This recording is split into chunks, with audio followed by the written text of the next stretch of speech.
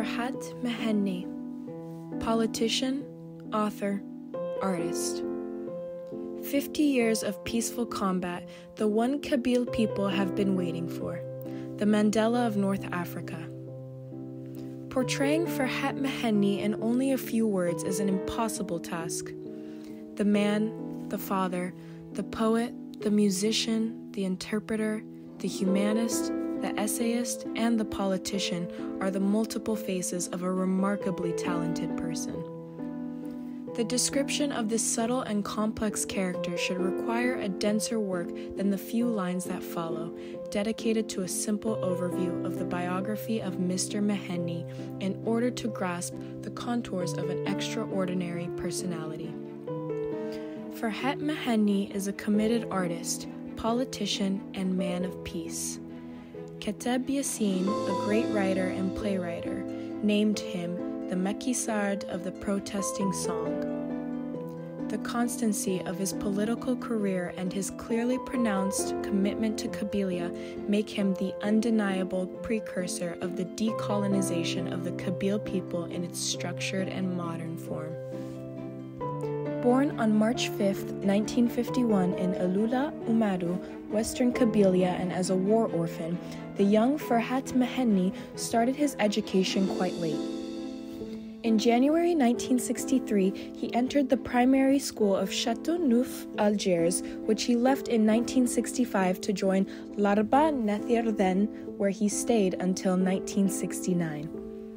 In 1972, after obtaining his baccalaureate, he enrolled at the Institute of Political Sciences of the University of Algiers, where in parallel he made his baptism of fire in the field of political activism.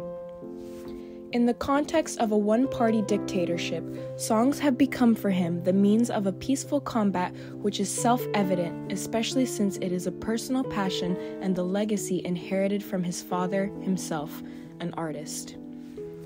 Indeed, it is in a culture with an oral literacy tradition where singing is sacred, and this medium has proven to be appropriate for transmitting a message of liberation to citizens subjected to total and systematic misinformation. It is in such a context that the singular career of this militant and protesting songwriter, hostile both to Algerian power and to fanaticism, was born. His very first work, A Blue Flower, published in 1969, the starting point of this career of activism, earned him a passage on Kabyle radio, which will later become Channel 2 of the Algerian radio. In October of 1973, he created the mythical group Imazir Imula, which deeply moved Kabyle youths with its revolutionary songs of Kabylia. In her recent testimony, the famous poetress-actress Hajira Ubashir affirms, "The birth of the Imazir Imula gave us wings." Very quickly, the group won, hands down, the first prize at the National Festival of Algerian Song, where it raised the nagging and no less prohibited question of identity and democracy in Algeria. As a student, he suffered the wounds of dictatorship, whose only language was denial, contempt, and violence. In 1976, following a concert, the police arrested him in his university residence. One of his friends testifies, they came to pick him up at 6 a.m. in his room in the housing estate of the University of Old Kupa. He was then transferred Mayo Barbarousse military prison, sadly famous for its executions by guillotine during the Algerian War, and which, after the war, was transformed into a notorious chamber for torture. This first unjustified incarceration will be followed by many others during the life of this unrepentant activist.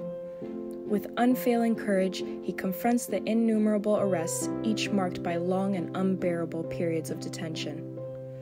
Neither the long nights of torture nor the deprivations to which he was subjected to weakened his firm determination in a non-violent fight against the institutional arbitrariness and tyranny of the Algerian state. A struggle in which he was always ready to sacrifice his life to restore the freedom and dignity taken away from his Kabyle brothers. Alongside his studies, crowned by a degree in political science from the University of Algiers in June of 1977, he took to the road, wandering from one campus to another, from one stage to another, from one village to another.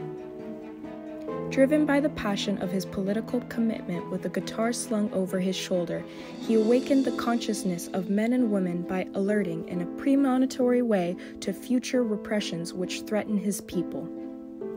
If you do not want to suffer the tragedies that are to come, wake up.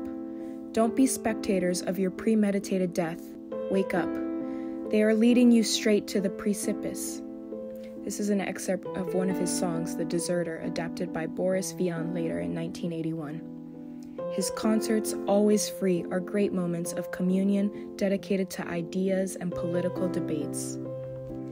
The banning of the Mulud Mameri Conference on Ancient Kabyle Poetry on March 10, 1980, is at the origin of the formidable popular mobilization formed around the University of Tizi Ouzou to assert Amazigh culture. Being one of the most influential artists of the moment, he chose, despite the threats, prohibitions, and persecutions, to become a major player in the Berber Spring of 1980. It was during this pivotal period that we witnessed the first signs of decay of the Algerian Soul Party, and when Mr. Ferhat Mehenni, pushed by a surge of militant fervor, publishes 3 major albums in the history of the Kabyle song. The first in 1979, Revolutionary Songs of Kabylia, followed by Berber Songs of Struggle and Hope in 1981, and finally, Algeria is 20 years old in 1983. He is also and above all one of the founders of the Berber Cultural Movement, MCB, a political and popular organization in Kabylia which now channels the fight for the official recognition of the language, identity, and Amazigh dimension of Algeria. Over the years, the MCB alone challenged the despotic regime of Algiers and pushed it, in Kabylia, into its last entrenchments. In 1985, Ferhat Mehenni was among the founders of the first Algerian League of Human Rights, which cost him incarceration until 1987 in dreadful conditions. After the bloody events of October 1988, he participated in the founding of the opposition party, the Rassemblement pour la Culture et la Démocratie, RCD.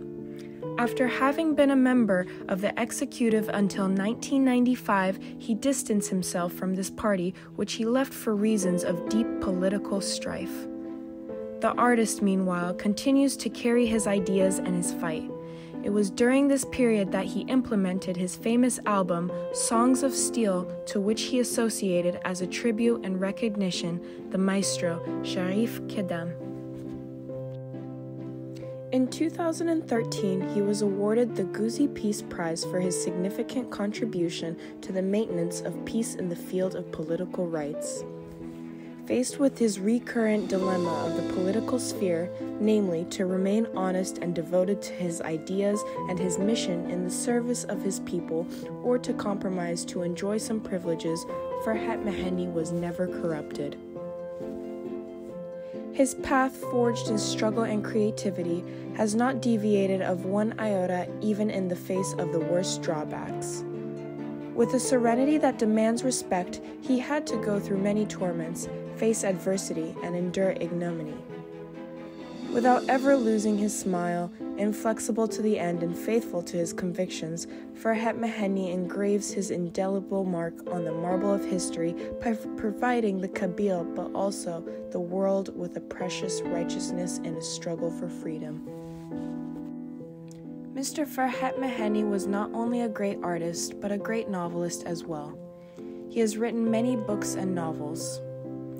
On January 1st of 2004, he released Algeria, the Kabyle Cause. On November 18th, 2010, he released The Identity Century, The End of Post-Colonial States. On September 1st, 2013, he released Africa, The French Headache. On November 5th, 2015, he released Christmas Held Hostage. In November 3rd of 2017, he released Memorandum for Independence, Kabylia. And finally, on October 25, 2021, he released Thoughts in the Heat of the Action. Mr. Ferhat Mehenni also released some music albums during his time as well.